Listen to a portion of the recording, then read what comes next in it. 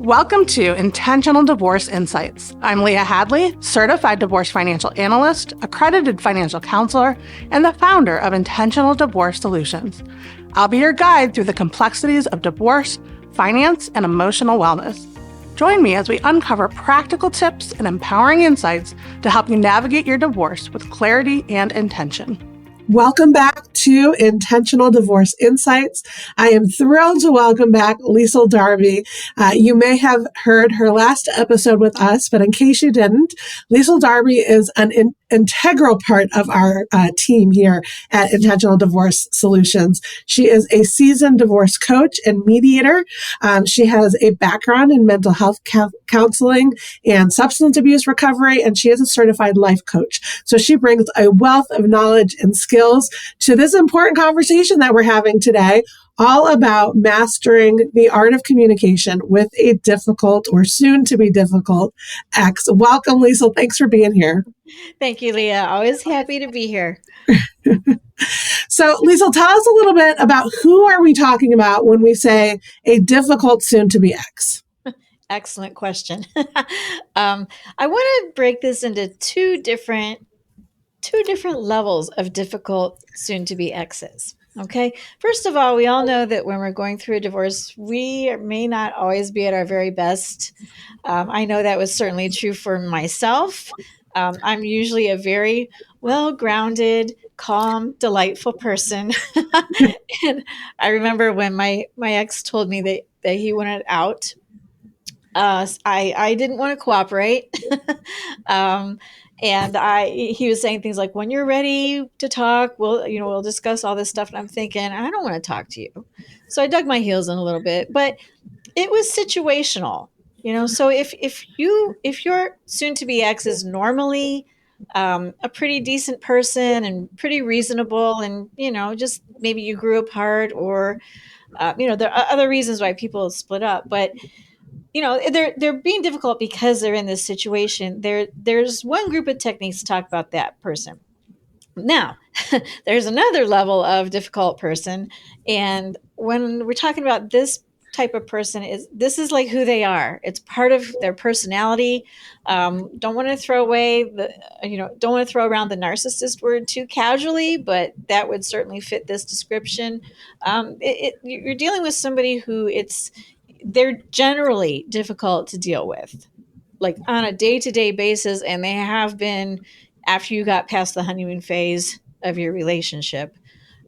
There's other techniques to deal with those, but you know who these people are. So, somebody, even the thought of communicating with them just makes you feel sick.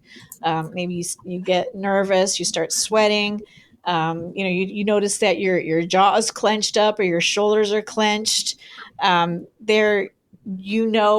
going to come. There's going to be belittling. There might be some blaming, all kinds of accusations. They're dismissive of your point of view. They might stonewall you. You feel intimidated, having any kind of a difficult conversation with them. And sometimes you feel like they make you feel like you did something wrong, or that's how you feel when you're talking to this person. So that's who we're talking about. There's two different levels, and I want to talk about two different ways to deal with them. But that's how you know when you're dealing with a difficult person, soon to be ex. Okay. So what are some effective techniques for dealing with the soon to be ex when it's just due to them going through this stressful time? Yeah. Empathy will actually get you kind of far. If you can put yourself in their shoes and say things like, I know this is really difficult, or I know this is hard for you. Just something to let them know that you're not gonna, you're not interested in having a drag out fight with them. One of the better things you can always do is just remain calm. So don't fight fire with fire. If somebody's coming at you and they're very upset, don't match that level of intensity. The more you can just kind of pull back and keep your voice calm, level. And speaking of that, there's a nice technique that people can use that you usually don't think about, but it's really effective. If somebody's kind of really upset and their voice is their tone is very intense and very angry, if you can come in just like maybe slightly under that level of intensity and start talking to them, and then you gradually bring your tone of voice down, they'll follow. And it's not a conscious thing, but they'll start to match you, and you can de-escalate a tense situation pretty nicely with that technique. That's a great strategy. Yeah, I've used it before and it does work. One of the other things to do is just use the BIFF method, the BIFF method. That's brief, informative, friendly, but firm. So again, you're not getting dragged into the emotional part of it. You're not getting upset. You're not trying to one up somebody or prove that they're wrong. Just simply state what you need to tell them, again, very calmly, and just keep it just the facts, just something like that.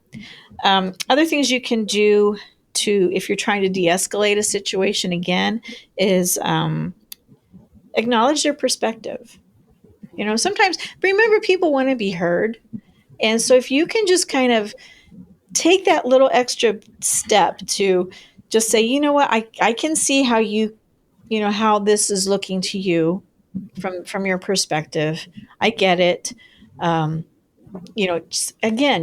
Just so that they know you're not coming at them head to head. Because remember, you're trying to have a conversation with them for a purpose, usually, and it should be for a purpose. And if you can keep that in the back of your mind, like, what am I trying to get out of this? And the best way for me to get what I want is to be able to have a conversation with this person where they can be more reasonable and we can talk like adults and not, have a screaming, crying fit and everybody stomps off in opposite directions. So another thing you do is validate their feelings, and again, it's just something as simple as, I know you're angry. Yeah. Anybody would be angry if they're dealing with this, or I know you're frustrated. This is a very frustrating situation. Again, just let them know that you're hearing what they're saying. And if you can do it from acknowledging their point of view, their perspective, validate their feelings. Also, another thing you can do if you're having a face-to-face conversation with somebody is be aware of your body language. Just something as simple as not crossing your arms. Make a conscious decision to keep your arms uncrossed. Keep your hands relaxed. Relax your body. If you know that you're getting all tensed up, one of the things I can tell you to do is notice where that tension is, and then even clench it a little bit tighter for the count of 3, and then physically relax it. That does a lot of things to help just get that energy out of your body, and you'll feel it and you'll be more aware of it. So a lot of this is just being very aware of how you're presenting to this other person and where your intention is coming from. And if you can show appreciation for something that they've done, that goes a long way too. Gee, I really, it was really great that you were able to get the kids back on time. I really appreciate it that you're very conscious of their time. I really appreciate that you make sure that all their toys are making it back and forth when they come back. I really appreciate something that you can sincerely say, I appreciate this about you. Well, all of this goes to just kind of soften any kind of attack that they're coming at you with, and just keeping that pathway for communication open, which is what you want, right? Keep in mind, what is your end goal result here? So many great strategies there. Thank you, Liesel. But we do know that there are some people out there where these techniques just don't work. What do you do? Yeah. So if you're rolling your eyes at all these suggestions, saying, yeah, if I tried that with my person while they're standing there screaming and ranting and raving, they're just going to keep going and beat me down. So we're going to talk now about different kind of person here this is who you've been dealing with pretty much your whole time that you've been with this person. And it might even be the reason that you're going to be going through a divorce, to be quite frankly. So yeah, we need a different set of tools for dealing with these people. Now, I want to say something about change because if you've been with somebody who's difficult like this for years, and you have established a pattern of communicating with them, maybe you always feel like you're walking on eggshells, and so you don't want to get them upset, or that they start in on you and you quickly match that intensity, and you're off and running and nothing gets resolved, and or you're feeling like, oh, gosh, I can't voice my opinion because I know it's going to be twisted around. And, I always end up feeling horrible after these kinds of things. And now that we're trying to, maybe co-parent with kids, we're trying to figure this out. It's really difficult. Maybe this person is bombarding you with emails or text or blowing up your phone as a harassment method even. I've seen that many, many times. So here's your number one goal is to end the conversation. Get in, get out. Okay. Always have a goal in mind of what you are trying to relay to this person. And then here's where your BIFF, your BIFF technique's going to come in really handy. It's just going to be informative. It's very brief.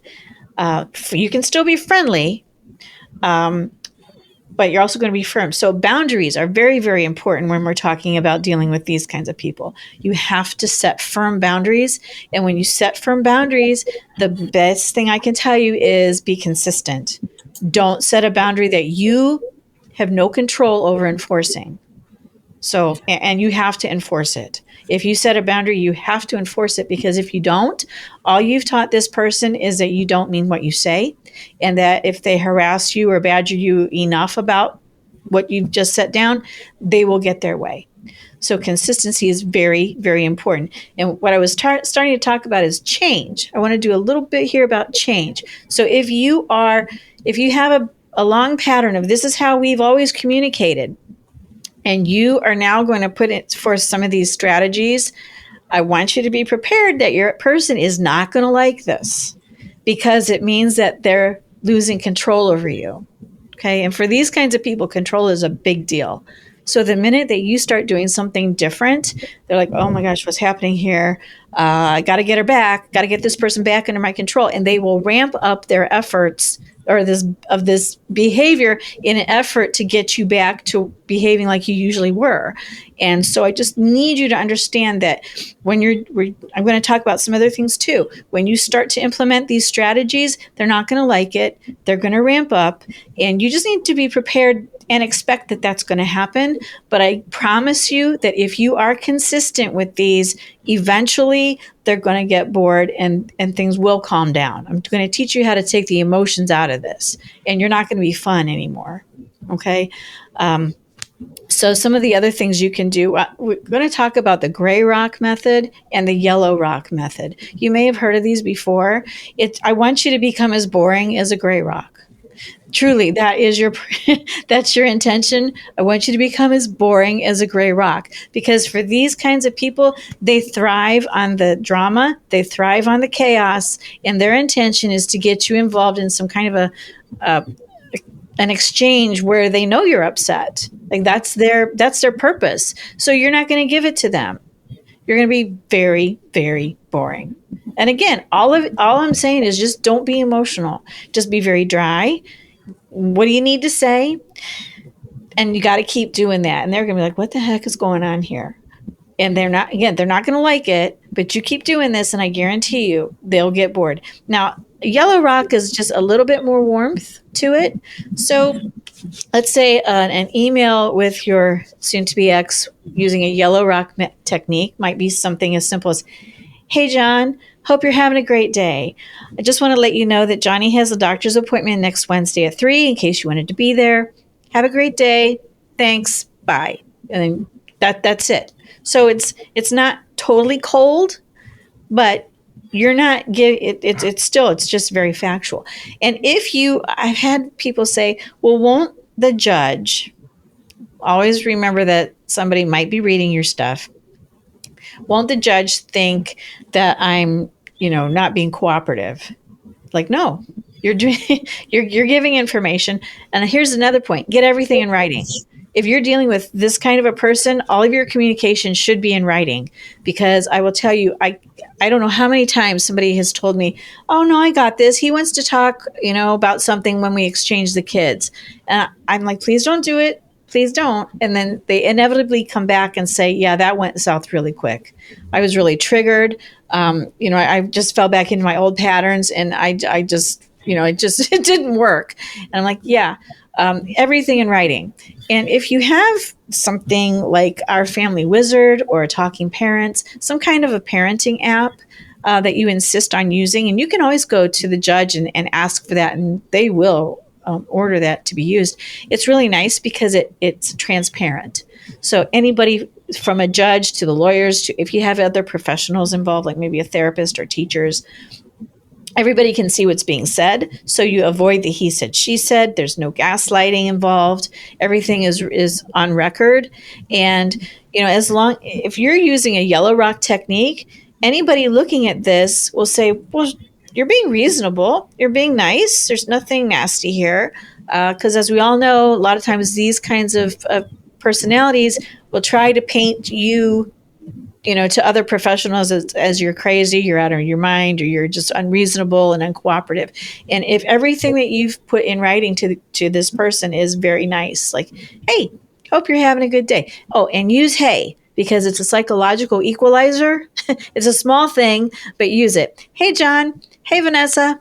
It's friendly. No, there's no problems with using hey. Please use that. And then again, just keep it very brief. You don't want to be sending messages over 200 words. That's not a lot. And also, I want you to remember that sometimes no response is a response, right? You are legally only required to answer questions if they're asking about the kid's education, medical stuff, or their general well-being. If they're sending you rants and raves and accusations and all this sorts of stuff, you don't even have to respond to that. In fact, I would really encourage you to not respond to that. And if there's not a question in there, you don't have to respond to it.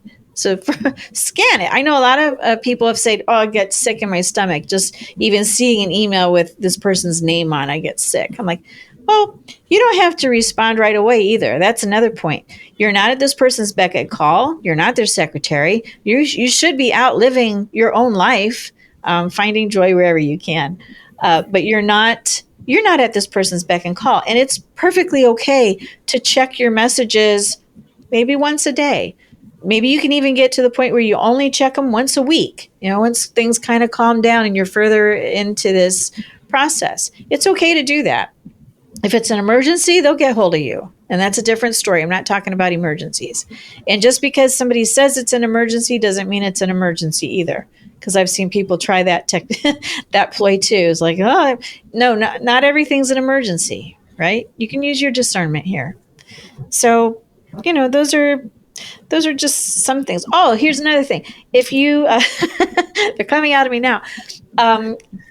If you feel like you really need to respond, well, first of all, if you're triggered, like if you're feeling sick to your stomach, or you get the fight or flight response going, or you feel yourself shutting down, go do something else. Go take a walk. Go walk your dog. Go for a run. Go take a bath. Go do some meditation. Do something to get into a better spot. Then you can write down your response. Say everything you want to say, and if that includes calling them some names, go ahead, but don't send it.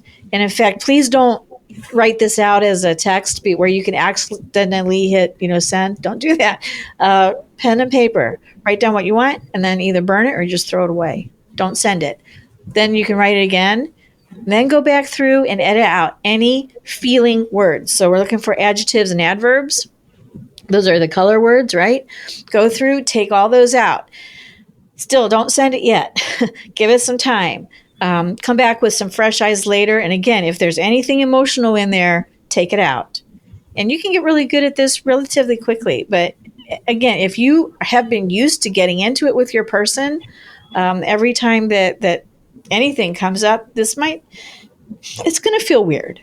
Because anytime you do anything different, we feel weird. So you got to be consistent with this for at least 21 days. If you backfall, that's okay. It happens. Nobody does this perfectly going forward. But it will set you back. Okay. So just keep in mind, it is important to be as consistent as you can. But if you slip, it's okay. It's not the end of the world. But it might take you a little bit longer to get back to where you were. So many good tips and strategies, Liesel. Like that was just so much gold. No, that was fantastic. What is the most important thing for people to keep in mind when communicating with this person? I'm going to go back to the first thing I said, Meds, get in, get out, end that conversation. That is the most important thing. And sometimes it might go against everything that's in you. Like, no, I need to defend myself. He's lying. This person's making accusations, and people are, if I don't say something, they're going to think it's true. You know what? Sometimes all you have to say is that's not true, period. You don't have to explain anything. We get into this thing like I have to do my whole court defense in these emails and texts. Like if I don't defend myself, if I don't explain everything, or if I apologize, they're going to think that I'm guilty of these things that this person is saying, and like that's not true. It's not going to save your defense for the courtroom if it gets that far. In these back and forth things, if they're saying blatant lies, just say that's not true, or I don't agree with that. That's your opinion. Something like that. Don't get sucked into it. Get in, get out. End that conversation as soon as you can. Okay, fantastic. And you mentioned that the other person may start to escalate a bit because they feel like they're losing control. How long does it usually take for these techniques to start to work? I wish I could tell you. I really do. I've heard from women, from other people who they're like, it's been 6 months and it's gotten a little bit better, but it's still, the craziness is still there. And like, yeah, it can. It depends on the other person, frankly. This is not in your control as far as the timing of it. All I can tell you is that by being consistent with these, first of all, you're going to do yourself a world of good by just avoiding getting into it with this person, right? It's going to free up a lot of your time. I've heard from people, I've worked with clients before where they're like, I spend hours just responding to this stuff. I'm telling you, if you can just cut your responses really super short, if you have to, only respond to those 3 things you legally need to, that's your kids' education, their medical, and their general well-being. If you just do those 2 things, you will free up a bunch of time to go do something fun. Go do something nice for yourself. And I'm not even kidding when I say that. You have to be nice to yourself when you're dealing with somebody like this. And you're going through this, divorce isn't pleasant anyway, under the best of circumstances. And if you're dealing with someone who is really, this is their joy in life, is to make other people miserable, and to exert control. And, now you're taking away their fun and they're ramping it up. And you're like, oh God, this is worse now. Yes, expect it to get worse. But it's like anything else. The more that you practice something, and by doing these techniques, you're distancing yourself. By just using these things, regardless of how long this other person is going to do it or not do it, you're distancing yourself and you're taking yourself out of that situation so you don't have to feel that stress. So you're adding years to your life just by not engaging in the way that you normally would do this. And you can use these techniques with any difficult person. Not just your soon-to-be ex. They work with anybody who's trying to make your life miserable. So, so it's good stuff. I use these with people that try to do that technique on me, and it doesn't. They don't get very far. Because, there was so much gold here, really, like so many good tips and strategies. Liesel recently did an entire hour-long workshop on this very topic for our community members. And I know she was trying to fit in a lot of what she covered in that workshop in our short time together today. But our virtual support groups are a fantastic way to have access to Liesel and to be able to pick her brain around some of the communication challenges that you may be having. Liesel, could you talk a little bit about the support groups and just tell people what they can expect? Oh, yeah. I love our support groups. It's for me. So right now we have group on Wednesdays from 3 to 4 Eastern time. We have one on Thursdays from 1 to 2 Eastern time.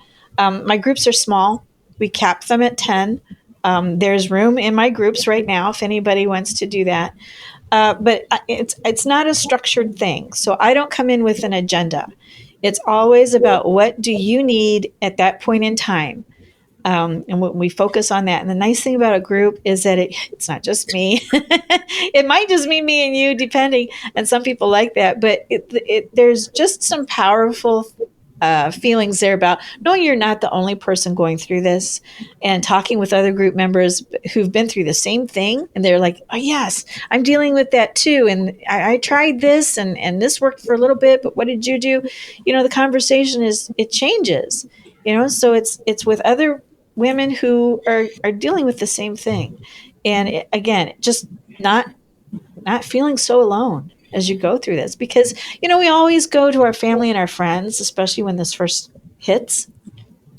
But, so you might be in this for a long haul, and I was talking to somebody just the other day, and she was saying that, my family and friends are great, but they're exhausted. They're just as exhausted as I am, because this keeps going on. And it's just nice to have, someone else to talk to. That, I'm also, as much as I love my group members, and I've been through divorce too, but I'm still a neutral person. I'm still an objective person, where you can bounce ideas off of, and it's just a different flavor to it. But really, I love the groups. I love the concept of it. I love the reality of it. So if you've ever, and you can try out our group for free. You can sign up for a free group and just to see what it's like. Doesn't cost you anything except for an hour of your time. And I guarantee you, I can honestly say that everybody who's been in group feels better at the end of that hour. It doesn't matter what was going on before. It's probably still going on, but you will feel better. And what else can you get? Who can give you something like that? I love that so much. And you're right. I mean, when you're going through a difficult time like this, that just as simple as feeling better is huge, and feeling like you're not alone. So Liesel, thank you so much for being here, sharing so many fantastic strategies. Any last words for our audience? Hang in there. It does get better. It does get better. My very favorite quote, and I always say this, is just when the caterpillar thought its life was over, it turned into a butterfly. And I think that is so true. You can feel like, this is never going to end, or you're just at you can't get any lower. I promise you there is light at the end of the tunnel. There is joy on the other side. Just might not feel like it when you're in the thick of it. But thousands of women have gone through this, and we are all okay. And you will be okay too. But you'll get there quicker if you have some support too. That's right. That's right. Thank you all for listening today, and we will see you next week. Thank you for joining me on Intentional Divorce Insights. It's a privilege to share this time with you. I hope each episode offers valuable guidance to navigate your journey. If you find our content helpful, please leave a review to help others discover the benefits of intentional decision-making in divorce. Until next time, take care and continue to embrace your path with intention.